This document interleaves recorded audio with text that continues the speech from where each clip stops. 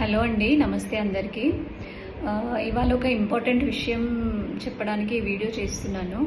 నేను చాలామంది పేషెంట్స్ని చూస్తా. ఓపీలో బీపీ 160, 170 ఉంటుంది. కాకపోతే వాళ్ళకి ఏం ఇబ్బంది లేదు, నాకు తింపట్లేదు, నాకు తలనొప్పి లేదు, నాకు అంతా బాగానే ఉంటుంది, నా బీపీ అంతే ఉంటుంది అని చాలామంది ఇగ్నోర్ చేస్తారు.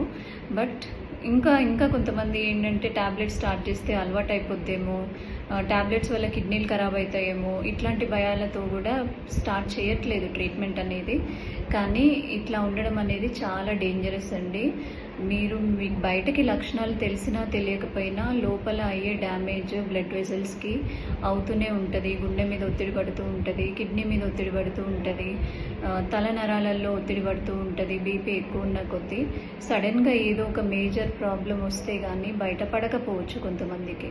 సో మీకు లక్షణాలు ఉన్నా లేకపోయినా బీపీ అనేది 140 కన్నా ఎక్కువ ఉంటుంది అంటే ఖచ్చితంగా డాక్టర్ని కన్సల్ట్ చేయాలి. అవసరాన్ని బట్టి మెడిసిన్స్ వాడాలి. మెడిసిన్స్తోని కిడ్నీస్ ఖరాబ్ అవుతాయి అనేది కేవలం అపోహ మాత్రమే. కొంతమందికి కంట్రోల్ అయితే మెడిసిన్ డోస్ తగ్గించి ఆపేయగలిగిన వాళ్ళు కూడా ఉంటారు. సో ఇప్పటి నుంచి బీపీ ఎప్పుడైనా ఎక్కువ ఉంటే అస్సలు నెగ్లెక్ట్ చేయకండి. Thank you.